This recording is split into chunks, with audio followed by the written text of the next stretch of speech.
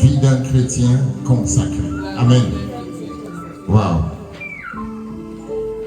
La vie d'un chrétien consacré, bien-aimé, parle de ta vie à toi-même. Amen. Car le chrétien, c'est toi. Ce n'est pas un autre. Donc ce matin, nous n'allons pas parler de ton voisin, mais nous allons parler de toi. Déjà, nous avons vu les dernières semaines ce que c'est que la consécration. La consécration, en fait, c'est la séparation, la mise à part pour offrir un service à Dieu. Amen. La mise à part pour offrir un service à Dieu. Un culte raisonnable. En nous offrant comme des sacrifices vivants à Dieu, nous sommes à même de lui offrir un culte agréable. Parce que nous avons compris l'importance, n'est-ce pas, de ce que nous sommes. Nous avons vu que l'homme, toi et moi, nous sommes la créature la plus noble de Dieu, la plus importante. Nous avons reçu l'intelligence, contrairement aux autres créatures. Nous avons reçu l'intelligence pour connaître Dieu. Amen. Et parce que nous sommes la créature la plus importante, l'ouvrage le plus utile entre les mains de Dieu, nous devons en retour nous consacrer à Dieu. Parce que nous avons compris que Dieu nous sollicite pour lui-même. Il nous sollicite pour sa gloire. Il nous a créés pour sa gloire.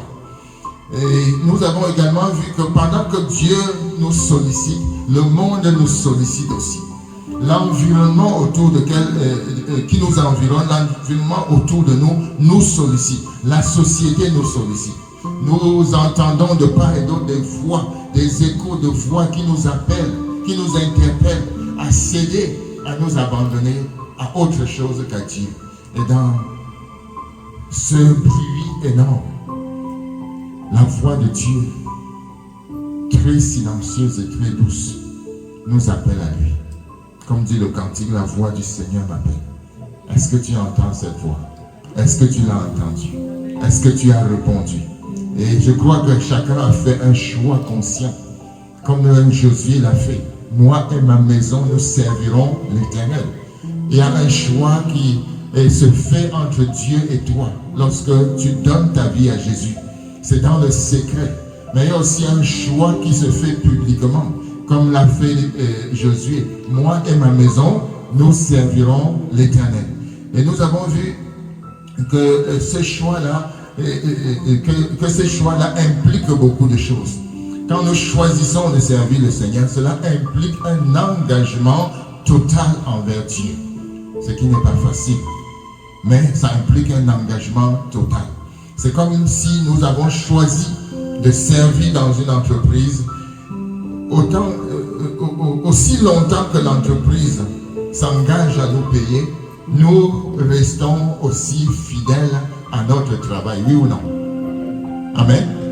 La seule chose qui peut vous faire murmurer ou regimber, c'est que le jeudi de la paye, vous ne recevez pas votre paye. Amen. Et vous savez, c'est très important, l'engagement des deux côtés. Dieu s'est engagé, Dieu a fait une alliance avec nous. Et Dieu s'est engagé à tenir à son alliance. Dieu s'est engagé à tenir à notre alliance. Et nous aussi, nous devons tenir de notre côté à notre alliance. Et nous avons vu que le choix implique vraiment de devenir et de demeurer ouvrier. Devenir et de demeurer ouvrier avec Dieu. Je fais un rappel de ce que nous avons vu dimanche passé. Nous avons vu que nous devons choisir notre champ d'action dans le vaste ouvrage de Dieu. Nous devons choisir notre champ d'action. Et dans ce champ d'action, nous devons connaître notre cahier de charges. Donc c'est vraiment concret la consécration. Donc, puisque Dieu nous a appelés, que les hommes ont identifié qu'il y a un don en nous, nous sommes maintenant évertués, engagés pour servir le Seigneur de façon consciente, de façon libre, de façon joyeuse. Nous devons savoir exactement ce que nous faisons étant dans la maison de Dieu. Amen. Et le faire avec toute la force que le Seigneur va nous donner. Nous avons dit qu'il y a un avertissement, un avertissement à faire, à prendre en considération. Cet avertissement, c'est quoi? C'est que dans l'œuvre de Dieu, nous serons influencés. Amen. Nous serons influencés d'une manière ou d'une autre.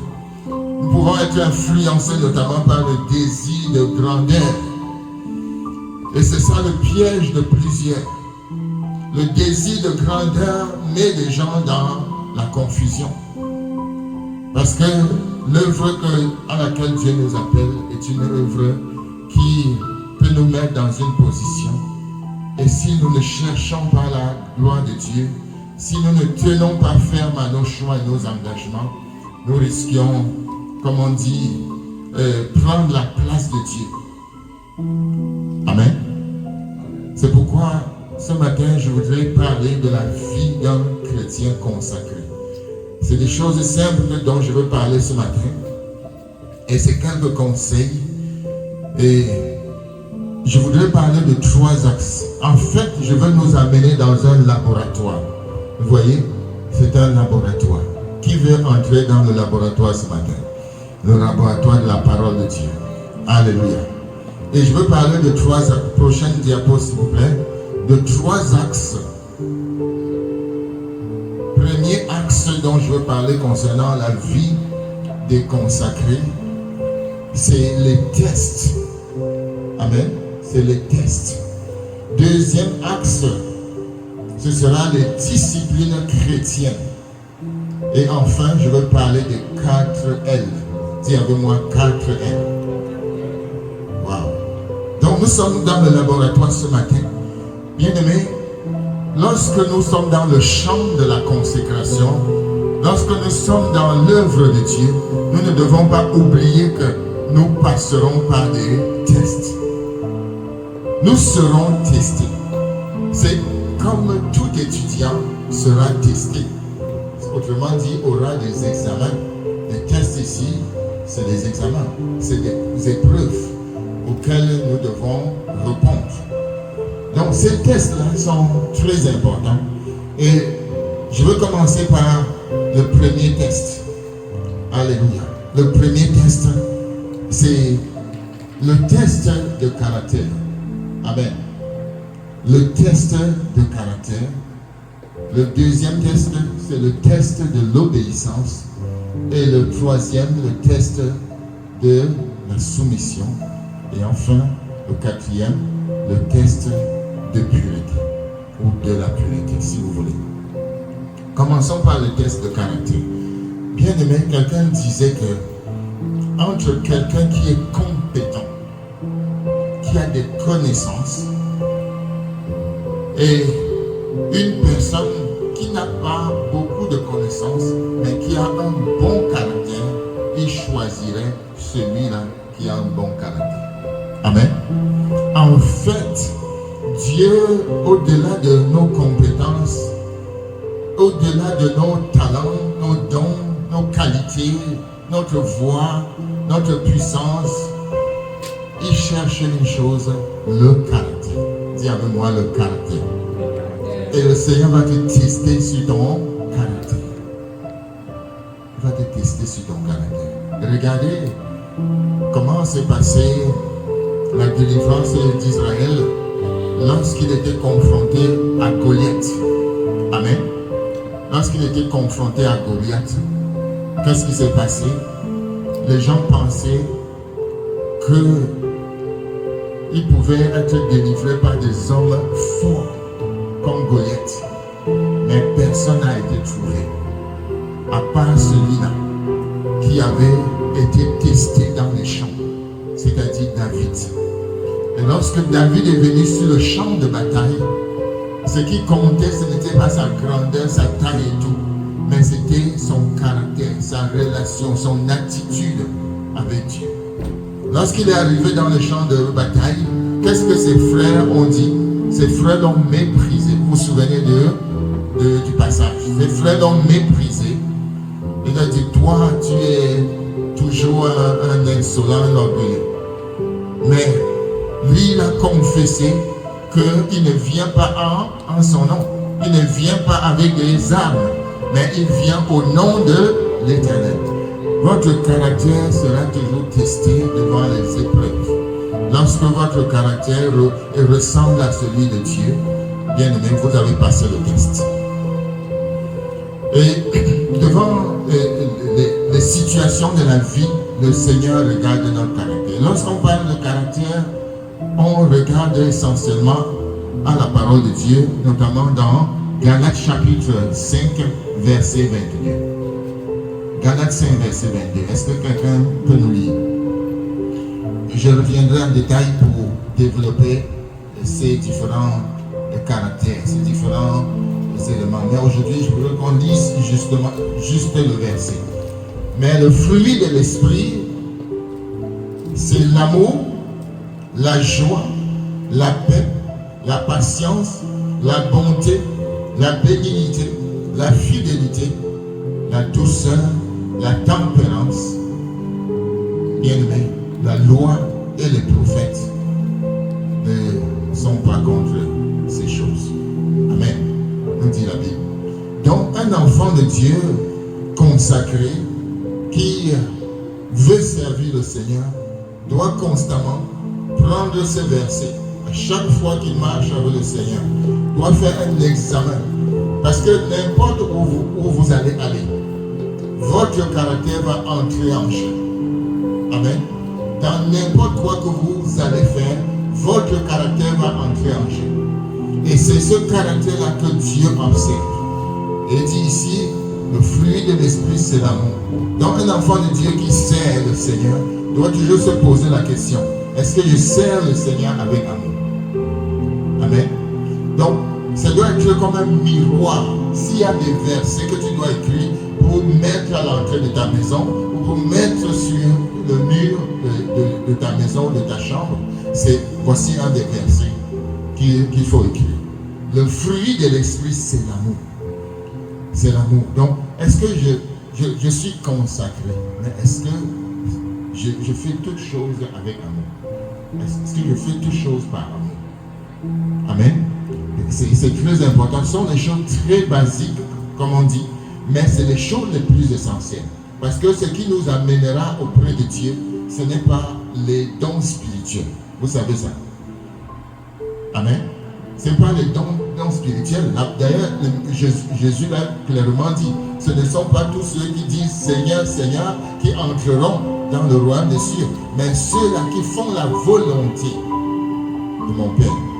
Et il a continué en disant, certains diront, nous avons fait des miracles, nous avons fait ceci, nous avons fait cela. Mais il dit, je ne vous ai pas connu, parce que vous n'aviez pas mon caractère. Donc c'est le caractère qui nous rapproche de Dieu.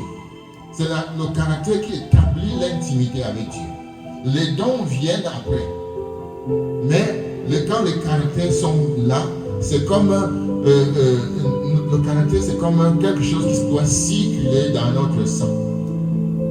Amen. Donc, lorsque je sers le Seigneur, je dois toujours me mirer dans ce passage. Est-ce qu'il y a la joie? Est-ce qu'il y a la paix? Est-ce que je suis quelqu'un qui procure la paix partout où je vais? Amen. Et si je ne suis pas quelqu'un qui procure la paix, ce n'est pas une condamnation, mais si je dois m'examiner et je dois travailler à améliorer ou à avoir ce caractère. Parce que nous savons que nous sommes tous nés. La Bible dit, j'ai été conçu dans le péché. Je suis né dans le péché. Et le péché a un principe très fort, ce qui peut nous tenir, même si nous sommes convertis. Donc, je dois travailler à ce que j'épouse le caractère de Christ. Et il dit donc la joie, la paix, la joie, la bénignité, la patience. Vous voyez, la patience, c'est un caractère fondamental. La patience. La patience, la bonté. Est-ce que tu es bon envers les autres? Est-ce que tu es bon? Vous savez, il y a des gens, même chrétiens, ils sont méchants. Vous savez ça, non? Ils sont chrétiens, mais ils sont méchants. C'est dommage, bien. Mais quand on dit caractère, caractère bon. Il y a même dans la parole de Dieu quelqu'un qui a discerné que Jésus était bon. Bon maître. Amen. S'il n'avait pas vu en lui quelqu'un de bon, il ne serait pas approché de lui. Il a dit, bon maître, que dois-je faire pour hériter la vie éternelle? Quand vous êtes bon, bien aimé, vous pouvez vraiment amener les gens facilement au Seigneur. Il dit la fidélité. Est-ce que tu es fidèle à ton Dieu? Amen. Est-ce que tu es fidèle à ton Dieu? Ça, c'est très important. Je ne parle pas ici de la fidélité par rapport aux hommes, par rapport à l'église, par rapport... Mais est-ce que tu es fidèle? Parce que tout part de là. Quand tu es fidèle à Dieu, tu seras fidèle dans le ministère, dans la consécration, dans la tâche, dans ce à quoi Dieu t'a appelé à faire. Mais si tu n'es pas fidèle avec Dieu, tu ne peux pas être fidèle vis-à-vis de tes engagements sociaux. Ce sera difficile parce que tout nous vient de lui.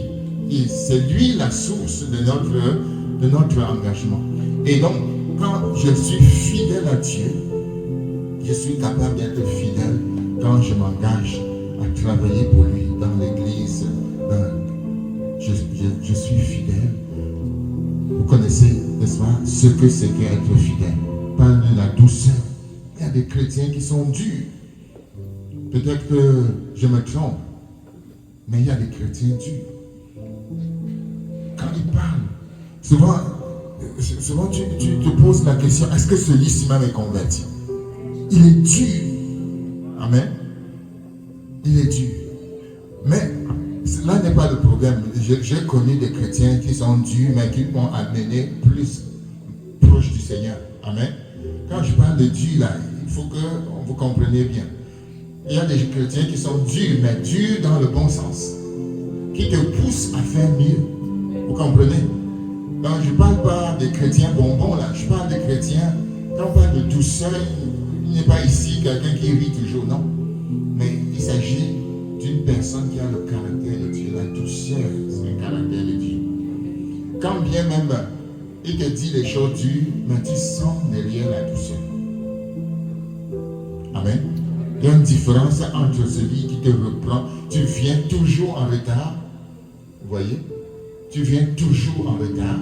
Si je te reprends comme ça, c'est sûr que toute la journée, tu ne vas pas me laisser tranquille. Tu vas toujours penser que vraiment, il est dur envers moi.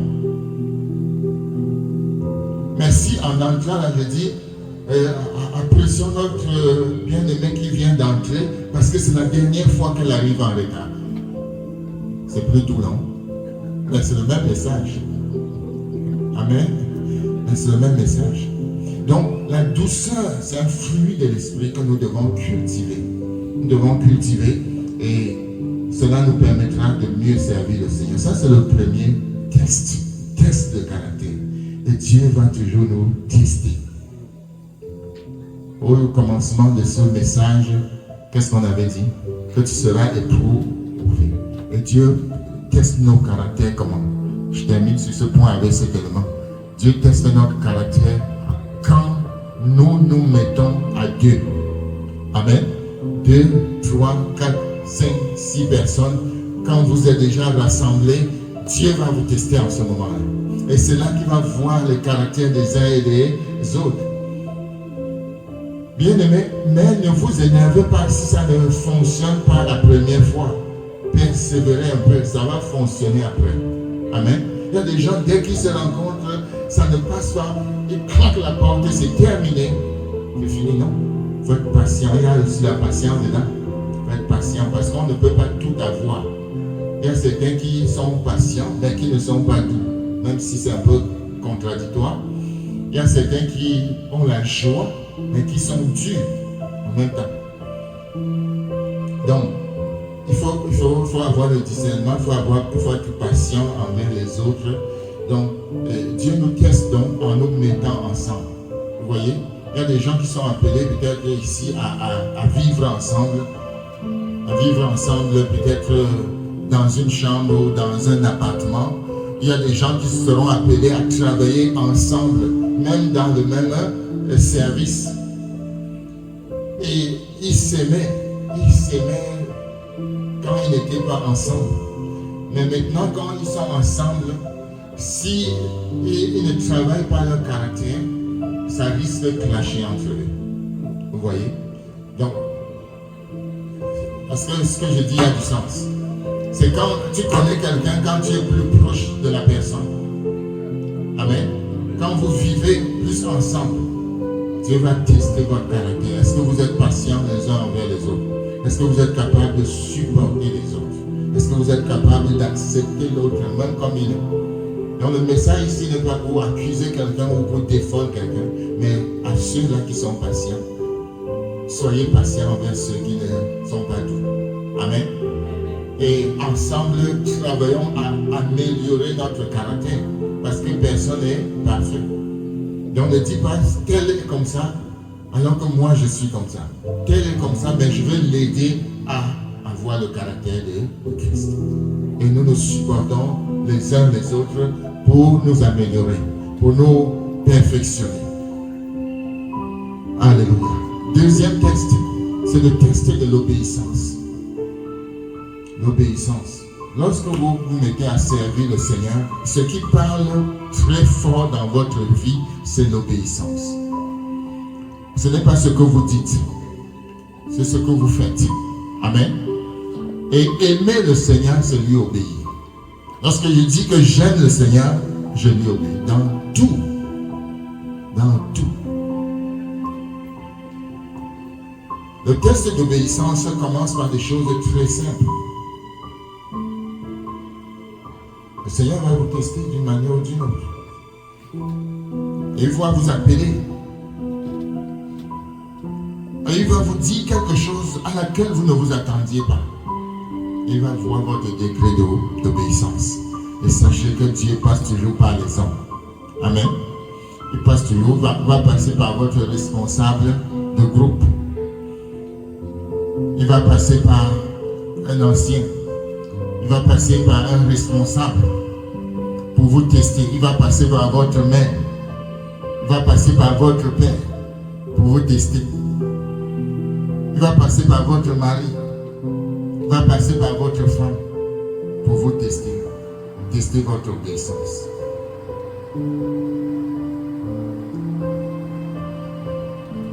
Les exemples sont nombreux. Mais on a un exemple qui nous revient toujours. Lorsqu'il a tout eu, il a eu ce qu'il voulait. Il s'agit de qui? Abraham. Amen. Lorsque Abraham a eu ce qu'il voulait dans la vie, parce qu'il avait dit, Seigneur, je m'en vais sans héritier dans ma maison. Et c'est Eliezer qui est né de Damas, qui est né dans ma maison, qui risque d'hériter de tout. Mais Dieu avait fait la promesse. Moi, je m'en vais sans héritier. Et le Seigneur lui a donné un fils, Isaac. Et quand lorsqu'il a donné un fils, Isaac, il a dit, très bien fait. Maintenant, je suis comblé. Même si je pars, je sais que mon héritage, mon patrimoine sera entretenu, sera maintenu, et mon nom sera toujours là. C'est important, bien aimé. Même quand on quitte ce monde, on aimerait quand même que son héritage puisse servir, n'est-ce pas? Que son témoignage puisse continuer. Et alors, le Seigneur lui a donné un fils. Et ça n'a pas mis longtemps. Le Seigneur l'a testé. Il a dit, redonne-moi ce fils. Test de l'obéissance. Il pouvait dire, comme les enfants disent souvent, non. Après avoir reçu un cadeau de papa ou de maman, les enfants le refusent.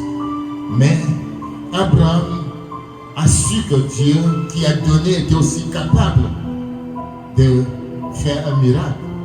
Même si Isaac mourait, il a offert librement. Dieu va vous tester, parfois sur des choses simples qui ne vous coûtent pas, parfois sur des choses qui vous coûtent. Et l'un des tests de Dieu dans notre vie actuellement, c'est le test de l'obéissance à sa parole. Amen. Beaucoup de chrétiens ne lisent plus la parole. Si on fait un sondage ici, les gens qui lisent véritablement et qui méditent, je vais en parler un peu après.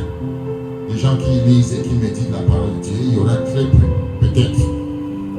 Mais si tu n'es pas dans cette catégorie, c'est que tu es obéissant. Amen. Que ce livre de la loi ne s'éloigne point de ta bouche. Médite-le jour et nuit. Dieu nous teste aussi par rapport à nos poches. Amen. Quelqu'un dit la poche. C'est une figure de style pour dire notre argent. Qui est d'accord avec moi que Dieu nous teste sur notre argent? Beaucoup. C'est là qu'on voit le consacré. Un homme qui est consacré consacre son argent à Dieu. Consacre son temps à Dieu. Combien de personnes sont obéissantes ici par rapport à la parole de Dieu? Combien de personnes sont obéissantes ici par rapport à leur dîme et offrande? Si vous avez établi dans votre cœur que la dîme vient de Dieu, maintenant est-ce que vous êtes obéissant par rapport à ça? Amen. Depuis quelques années, tu luttes avec ça. Mais ça, c'est le test de l'obéissance qui va te permettre d'entrer dans une autre dimension avec Dieu. Pas pour un homme. Pas pour un homme, mais pour toi-même. Parce que celui qui donne, il est lui-même joyeux d'être obéissant. Car personne ne voudrait qu'on l'appelle une personne rebelle. Amen. Une personne désobéissante. Donc, le test, si tu as passé le test de la parole de Dieu, il manque le test de l'argent.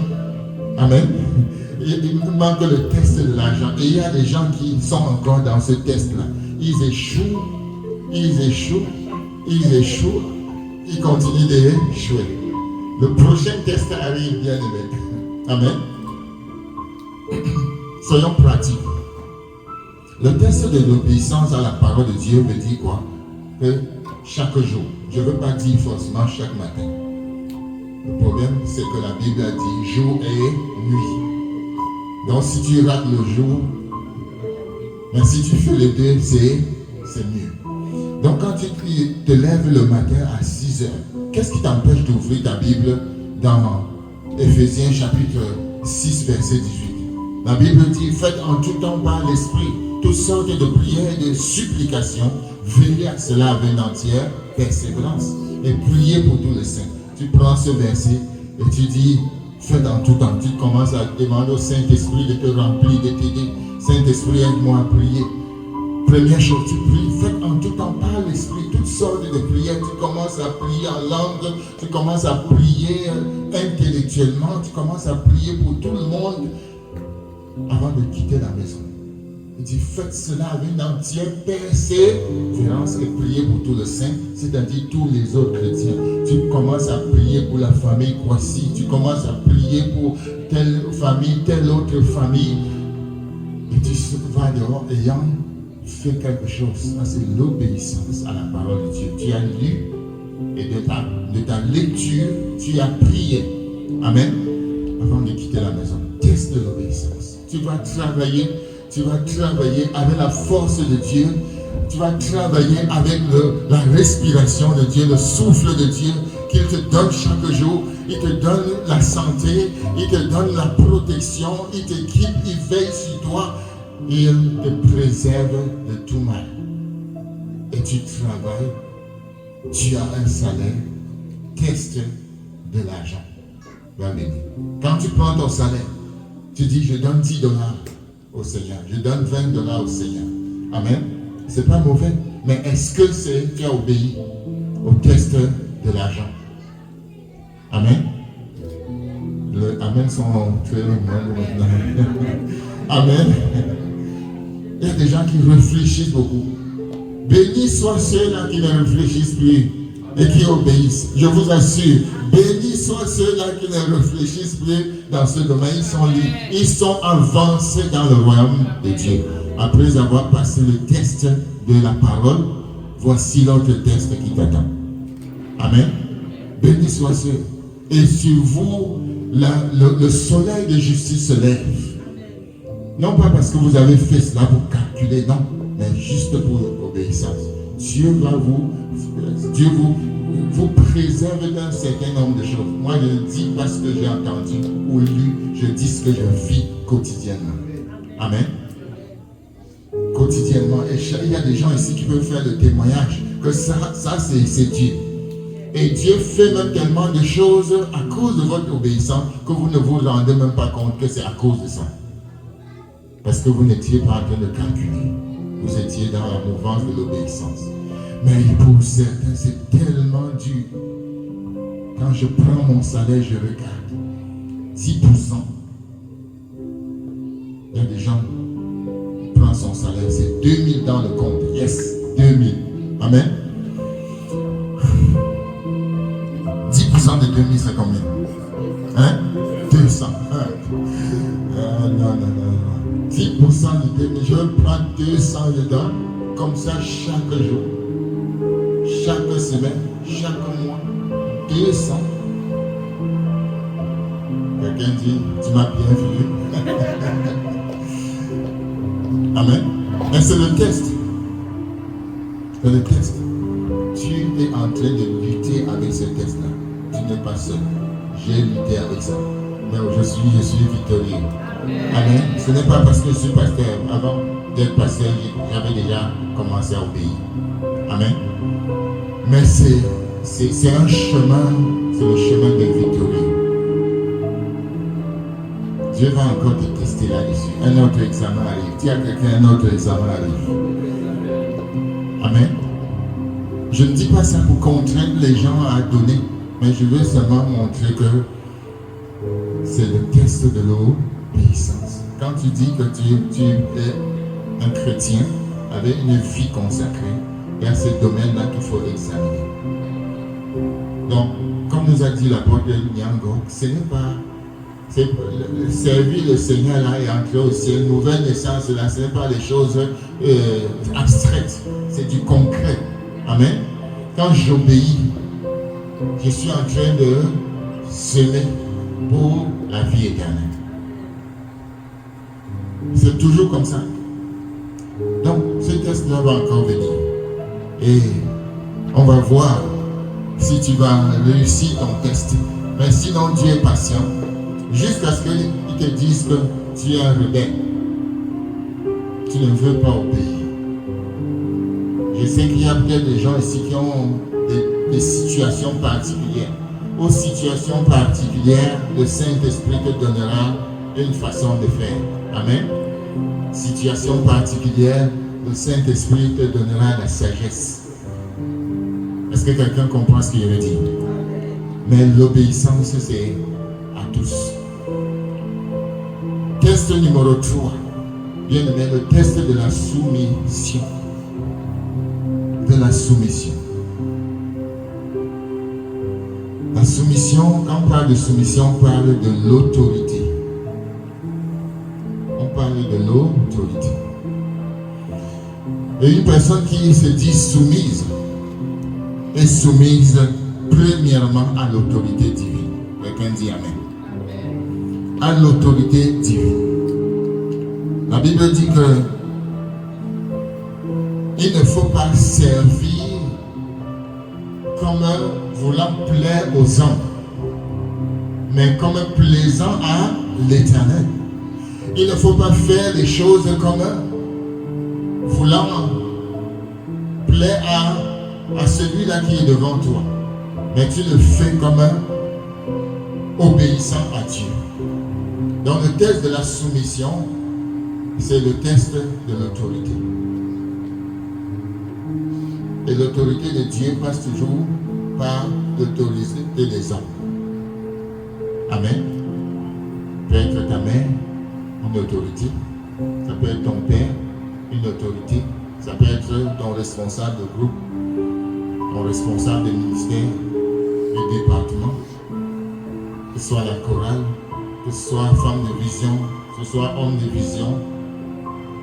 Dieu passe par ces personnes-là pour nous parler. Amen. Et voici une façon de savoir si tu es soumise aux autorités. Amen. Une façon de savoir que tu es soumise aux autorités, c'est que tu ne murmures pas contre eux. Tu ne les maudis pas. Quand tu es seul. Amen. Quand tu n'es pas d'accord avec eux, tu ne les insultes pas. Tu ne te mets pas en colère contre eux. Parce que comme toi tu es soumis à Dieu, il est difficile que tu maudisses Dieu, non? Si tu maudis Dieu, tu vas encore partir. Dieu, est-ce que tu peux te fâcher contre Dieu? Peut-être dans un sens, oui. Parce qu'il n'a pas fait peut-être tes 4 volontés. Mais on ne se fâche pas contre Dieu parce que Dieu ne nous doit rien. Je ne peux rien réclamer de Dieu par force. Amen. C'est juste une grâce. C'est un privilège de m'approcher de Dieu et d'obtenir miséricorde auprès de lui. Mais je ne peux pas le forcer à faire quelque chose pour moi. La seule façon de forcer Dieu à faire quelque chose, c'est d'être dans sa volonté. Amen. Quand je suis dans sa volonté, Dieu fait sa part. Il dit, si vous vous approchez de moi, je m'approcherai de vous. Mais si vous m'abandonnez, je vous abandonnerai aussi. Parfois, Dieu est comme ça. Tu t'approches, il s'approche. Tu l'abandonnes, il t'abandonne. En fait, Dieu ne nous abandonne pas. C'est nous qui le laissons quelque part. Et lorsque nous prenons conscience, nous revenons le voir. Car Dieu est toujours là. Amen. Donc, le test de la soumission, c'est ça. Est-ce que tu es soumise ou soumis à l'autorité? Amen. Je ne parle pas ici d'une soumission inintelligente, d'une soumission à faire n'importe quoi. On est intelligent, n'est-ce pas?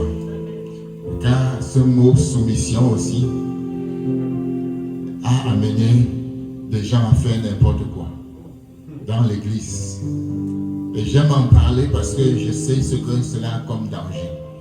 Donc quand on parle de soumission, il faut rester lucide. Amen. Il ne faut pas commencer à manger les herbes parce que l'autorité a dit de manger les herbes. Il ne faut pas commencer à marcher avec la tête parce que l'autorité a dit de marcher par la tête. Vous comprenez mon langage? Ce que je veux dire, c'est que lorsqu'on parle de soumission, c'est par rapport aux choses qui honorent Dieu. Amen. Lorsque le pasteur s'approche de toi et dit, donne ta dîme, tu te soumets à ça. Est-ce que tu honores Dieu? Oui. Amen. Mais si le pasteur s'approche de toi et dit, mon frère, comme tu vois là, il faut que tu vendes ta voiture là et tu me donnes l'argent de ta voiture. Est-ce que ça c'est encore l'autorité? C'est encore la soumission? Non, c'est l'escroquerie. Amen. C'est la fainéant. Et si tu ne le fais pas, il va se fâcher. Il va dire que lui, tu n'es pas soumis. Non. Amen. Donc, on est toujours soumis par rapport à la parole de Dieu. La Bible dit d'obéir selon le Seigneur.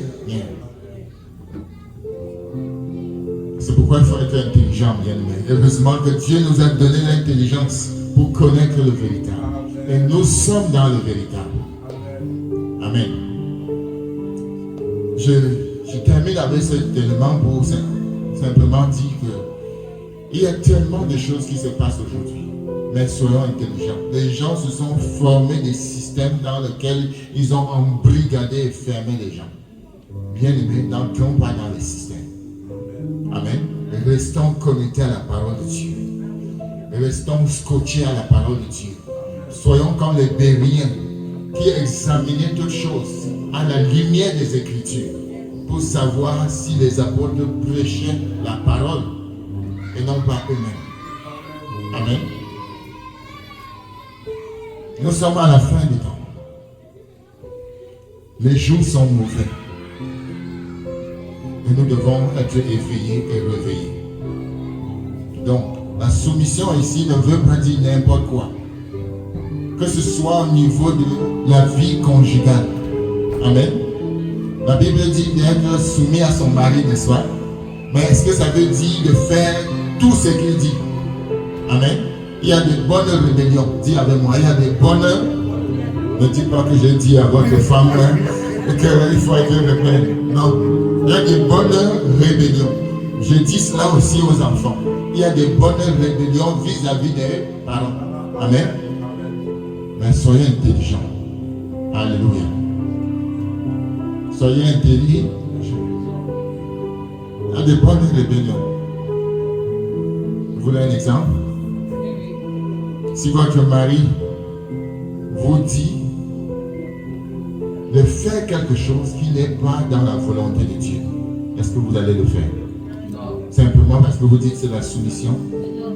Non. Si par exemple on appelle au village, on dit cette fois-ci il faut offrir 2 chèvres. 2 chèvres. Comprenez de quoi je parle? Le sacrifice. Et il dit non, on a toujours refusé, mais cette fois-ci, faisons quand même une fois, non? C'est votre mari vous dit ça. Vous dites quoi? Non. Amen. Mais vous ne le dites pas avec méchanceté. Vous lui dites, comme tu vois, tu lui expliques selon la parole de Dieu. Amen. Et tu restes tranquille. Tu ne t'empêches pas. Tu le dis avec douceur. Et tu restes calme, le reste tu traînes dans la prière. Alléluia. Tu traînes dans la prière. Mais si ton mari, un matin, il dit, tu ne vas plus au culte, tu ne vas pas aujourd'hui au culte, là il faut user de discernement. Amen. Il faut user de discernement. Tu ne dis pas, tout ce gars, soit je pars au culte, soit on divorce. Alléluia. Non, tu uses de discernement. L'Esprit de Dieu va te parler en ce moment-là. La Bible dit que lorsqu'on vous amènera au tribunal, ne vous inquiétez pas de ce que vous allez dire. Ça, c'est un tribunal. Et là, en ce moment-là, le Saint-Esprit va te donner quelque chose à faire. Si il te dit, tu pars, tu vas partir. Mais s'il te dit, reste, tu vas rester, oui ou non? S'il te dit, c'est pourquoi il faut être sensible à l'Esprit de Dieu. Amen. Je ne dis pas maintenant qu'à moins de caprice de ta femme ou de ton mari, tu fais ces 4 volontés. Amen. Il y a des fois où je dis à ma femme, on fait comme ça. Elle dit non. Alléluia. Et on se regarde dans les yeux, elle dit non. Mais plus tard, on constate que le nom là était le bon nom. Amen. C'était le bon nom. Je dis, on va investir dans ce domaine. Elle dit non. Moi, elle dit plutôt ceci. Bon, je dis, vas-y. Amen. Et finalement, on constate que c'était une bonne décision. Donc, il y a des choses qu'on appelle les choses absolues sur lesquelles on ne doit pas tergiverser. Mais il y a des choses secondaires où on lâche prise. Ça ne va pas tuer quelqu'un. Amen. Mais si vous vous tuez sur quelque chose qui n'est pas nécessaire, là vous avez pas l'intelligence, le discernement. Il faut avoir le discernement bien mis. Le test de la pureté. Pendant que vous serez en train de servir, il y a un combat qui va se lever contre vous. Amen. Un combat qui va se lever contre vous. Tous ceux qui sont consacrés à Dieu passent par là. Amen. Si vous n'êtes jamais passé par là, gloire à Dieu. Alléluia. Vous êtes bien, vous êtes bénis. Mais il peut arriver, je ne dis pas que toujours, il peut arriver que vous passez par le test de la pureté. La pureté parle des pensées d'abord. Amen. Quand tout part de là, the battle is in the mind. Le combat est dans les pensées. Et donc, l'apôtre Paul, qu'est-ce qu'il dit dans Philippiens chapitre 4, verset 8? Il dit que tout ce qui est pur, tout ce qui est honorable, tout ce qui mérite l'approbation, ce qui est vertueux, soit l'objet de vos pensées. Donc, autrement dit, nous devons avoir des pensées qui sont pures. Matthieu chapitre 5, verset 8 dit, heureux ceux qui ont le cœur pur, car ils feront le Seigneur. Donc, une personne consacrée au Seigneur, l'ennemi sait que cette personne-là est en train de faire la volonté de Dieu, est en train d'amener les gens au salut. Et l'une des choses qui va venir salir ton témoignage, c'est ta vie de sanctification. Et tu seras testé là-dessus. La tentation viendra. Mais il faut que tu fasses comme Jésus. La Bible dit quoi? Qu'il a été tenté en toutes choses. Alléluia. Quand on dit toutes choses, là, c'est toutes choses. Il a été tenté par rapport à l'argent. Il a été tenté par rapport au pouvoir. Il a été tenté par rapport à la sainteté. Amen. Et regardez dans la parole de Dieu, notamment dans les évangiles, par rapport au pouvoir, qu'est-ce qu'on a dit à Jésus? Si tu te prosternes, tu auras tout. Amen. Le pouvoir. Tentation par rapport à la pureté. La femme s'est approchée avec un parfum de grand prix. Et elle est arrivée. Elle a commencé à verser le parfum sur le Seigneur Jésus. Il n'était pas une pierre. Il était aussi un homme en chair. Et certainement, son cœur a fait comme ça. Amen.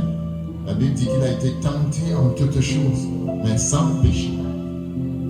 La tentation viendra, mais ne cède pas. Alléluia. Fais comme Jésus. C'est le test de la pureté. Et lorsque tu prends des décisions de marcher dans la pureté, le Seigneur t'accompagne.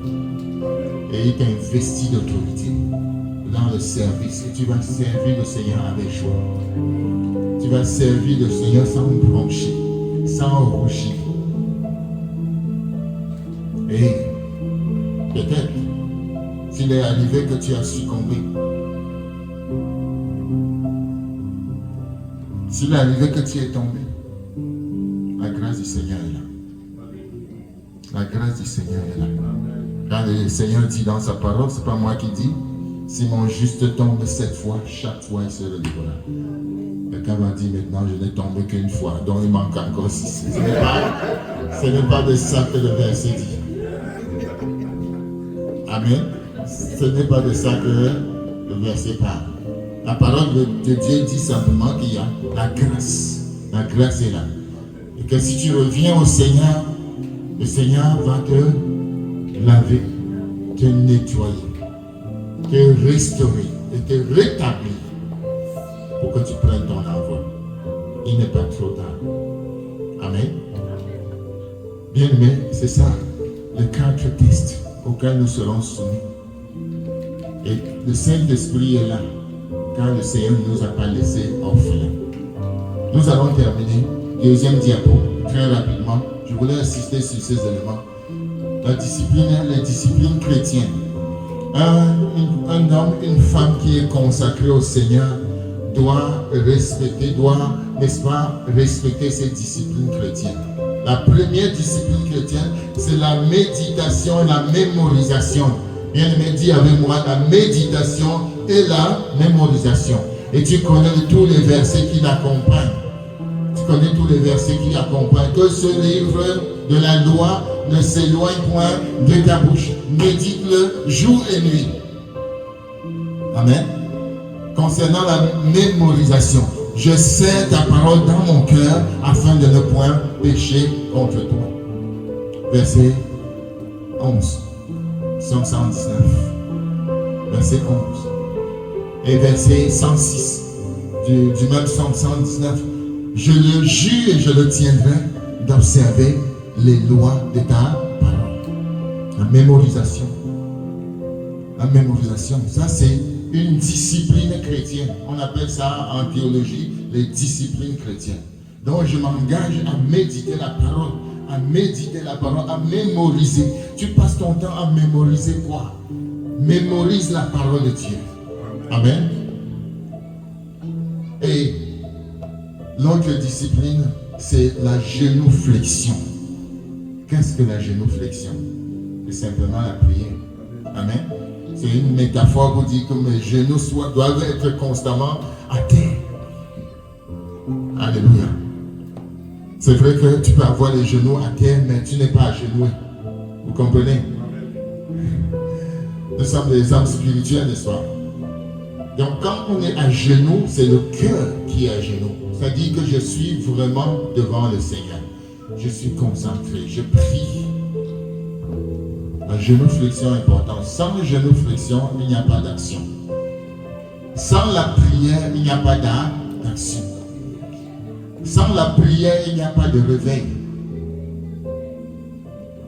Il faut prier. La Bible dit dans Luc chapitre 18, verset 1, nous connaissons bien le contexte où un homme est venu, où le Seigneur raconte la parabole de l'homme qui est venu cogner parce qu'il voulait quelque chose. Et le juge a été obligé, la femme, la veuve, est partie voir le juge unique. Jésus raconte cette histoire et il termine en disant: entendez-vous ce que dit le juge? Et Dieu ne fera-t-il pas justice à ses élus qui crient à lui jour et nuit? Et tardera-t-il à leur égard? Amen. Dieu parle dans le cœur de quelqu'un aujourd'hui. Dieu a besoin de quelque chose depuis quelque temps, peut-être même depuis quelques années. Tu aspires à quelque chose, mais tu ne prends pas le temps pour crier à Dieu. Amen. Et tu peux te promener comme ça pendant 2 ans, 3 ans, 10 ans, mais il faut simplement une nuit de prière pour mettre les choses au clair. Amen. Il y a des gens qui courent comme ça sur la terre. On leur dit que non, il faut prier, frère. Ils courent, ils montent, ils descendent, ils montent, ils descendent. Mais ils ne peuvent pas prendre un congé pour dire: je dois traiter ce dossier avec Dieu. Est-ce que vous comprenez ce que je veux dire? Ils ne prennent pas un arrêt. Parfois, il faut s'arrêter, bien aimé. Et dire: je dois traiter ce dossier-ci avec Dieu. Ça dure déjà. Et l'arme efficace, c'est la prière, la genuflexion. Où je m'agenouille, je dis: Seigneur, tant que tu ne me réponds pas, je ne quitte pas d'ici. Et la Bible dit quoi? Verset 8. Je vous le dis, il leur fera promptement justice. Amen. Il leur fera promptement justice. Et Jésus termine par une question. Mais quand le Fils de l'homme viendra, trouvera-t-il la foi sur la terre? Cette foi-là, c'est ce que Dieu veut.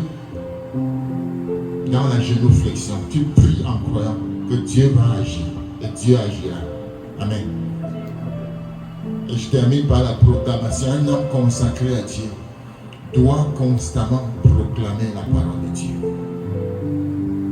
Un homme consacré, il doit proclamer la parole de Dieu sur lui, sur les autres, sur son église, sur sa famille.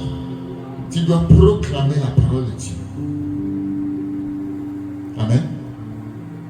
Beaucoup de chrétiens ont fermé la bouche. Mais la Bible nous interpelle à proclamer la parole de Dieu.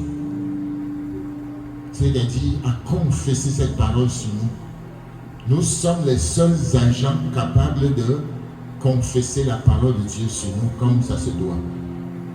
Je prends la parole et je me mets à la déclarer. La proclamation aussi a une dimension d'évangélisation. Proclamer la parole, c'est annoncer la bonne nouvelle aux autres. Un homme consacré, c'est un homme qui constamment parle de Jésus aux autres. Amen. Amen. Amen. Un homme consacré parle de Jésus aux autres. Sans attente. Sans attente. Il parle de Jésus. Je termine. Allons-y au 4L rapidement. Je termine, si vous permettez. Le 4L. Amen. Alléluia. Le 4L parle de première chose, la liberté. la loyauté, le leadership et la libéralité. Tu es appelé à servir le Seigneur. Sers-le dans la liberté que le Seigneur t'a accordée. La Bible dit dans Jean chapitre 8, verset 36, que si le Fils de l'homme vous affranchit, vous serez réellement libre. Amen. Un homme consacré, c'est un homme qui fonctionne dans la liberté de Christ. Ça veut dire quoi? Ça veut dire qu'il a atteint un certain niveau de délivrance. Tu ne peux pas servir Dieu étant esclave. Donc, un homme consacré doit poser la question s'il est libre. S'il est libre dans sa tête. S'il n'est pas esclave de quelque système que ce soit, qu'il n'est pas esclave de la religion, qu'il n'est pas esclave même de lui-même, qu'il est libre. Amen. La Bible dit là où il y a l'Esprit de Dieu, là aussi il y a la liberté. Donc quand nous servons le Seigneur, nous devons servir le Seigneur sans avoir derrière notre tête une épée de Damoclès. Il ne doit pas avoir une personne qui soit en train de nous bousculer, nous forcer à servir Dieu. Nous le servons dans toute la liberté. Amen. Et la liberté d'un chrétien le pousse toujours à obéir et à faire les choses que Dieu demande de faire. Amen. Parce qu'aujourd'hui, les gens ont créé toutes sortes de systèmes et ils ont mis les chrétiens dans l'esclavage. Est-ce que quelqu'un m'entend aujourd'hui? Ils ont mis les chrétiens dans l'esclavage. Mais quand tu sers le Seigneur, est-ce que tu le sers par rapport à moi ou par rapport à Dieu? Est-ce que tu le sers avec un cœur libre? Amen. Très important. Servir le Seigneur dans la liberté de Christ. Donc je suis affranchi. Je suis libre. Amen. Alléluia. La loyauté. Ça va de pair avec la fidélité. Il y a beaucoup de passages que j'ai mis là pour lire, mais on n'aura pas le temps de tous les lire. On peut revenir dessus dans la prière et examiner cela. Le leadership. Donc quelqu'un qui est appelé au Seigneur à servir Dieu doit faire preuve de leadership. Je vais donner 3 caractéristiques d'un leader qui est différent d'un suiveur. Un leader, premièrement, c'est une personne qui innove. Amen. Une personne qui innove. Ça veut dire que quand elle arrive quelque part, il fait quelque chose de nouveau. Un chrétien consacré qui manifeste le leadership, il est autonome. L'autonomie est très importante. Donc on ne lui dit pas ce qu'il doit faire. S'il te plaît, est-ce que tu peux venir à l'église demain? Est-ce qu'on dit ça à quelqu'un, à un leader? Est-ce qu'on dit ça à un leader? Est-ce qu'on dit à un leader, il faut venir à l'heure? Est-ce qu'on dit ça à un leader? Est-ce qu'on dit à un leader, le culte commence à 10h ou bien il faut les réunions d'église? Est-ce qu'on doit chasser un leader pour lui dire, il y a telle réunion, tel jour? Non, le leader sait ce qu'il doit faire. C'est ça le leadership. Quelqu'un de consacré doit. Mais un enfant ou un suiveur, on doit toujours courir derrière lui pour dire, il y a une réunion lundi, réunion mardi, réunion mercredi. Amen. Parce qu'il est encore à l'école primaire. Mais il faut qu'il grandisse. Mais un leader autonome doit savoir ce qu'on fait exactement et où on va. C'est ça le leadership. Un leader est proactif. Dernière caractéristique, il est proactif. C'est-à-dire qu'il est capable de faire les choses avant qu'on lui demande de les faire. Amen. Le leader n'a pas besoin, pour être concret, un leader, quand il arrive ici, il sait qu'il y a un besoin d'eau ici. Donc il apporte de l'eau. Amen. Il sait qu'il y a souvent un besoin de papier ici. Il apporte du papier. Etc. Il prend des initiatives. Il est proactif. Pour terminer, la libéralité. La libéralité, c'est la capacité de donner généreusement. C'est au-delà de la dîme. Mais la libéralité n'est pas seulement donner à l'église, non. C'est donner à un frère, donner à une personne, Tu es dans la salle comme ça, tu regardes, le Saint-Esprit va te dire, fais du bien à ton frère. Amen. Fais du bien à telle sœur. Il y a des gens qui vont ressentir dans leur cœur que vraiment le Saint-Esprit va leur parler. Dis, fais du bien à telle personne. Et ils vont obéir. Amen. Ça, c'est la libéralité. Donc, ça dépasse simplement dire je suis discipliné dans ma dîme. Non. C'est la capacité de voir et d'aider les autres. Ça, c'est l'aide vers les autres. Et tu te lèves un dimanche matin, tu dis, oh, j'ai constaté que celui-là, il vient toujours avec le même habit. Et tu regardes dans ta garde-robe. Tu regardes dans ta garde-robe. Tu dis 1, 2, 3, 4, 5, 6, 7, 8, 9, 10, 11, 12. Beaucoup d'habits. Et quand tu fais le bilan, tu n'as pas porté quelques habits. Ça fait 2, 3 ans. Les mêmes habits, mais ils sont là. Ils sont beaux, ils sont propres. Mais tu vois un frère qui n'a pas d'habits. Tu dis, je prends un joli gant. Amen.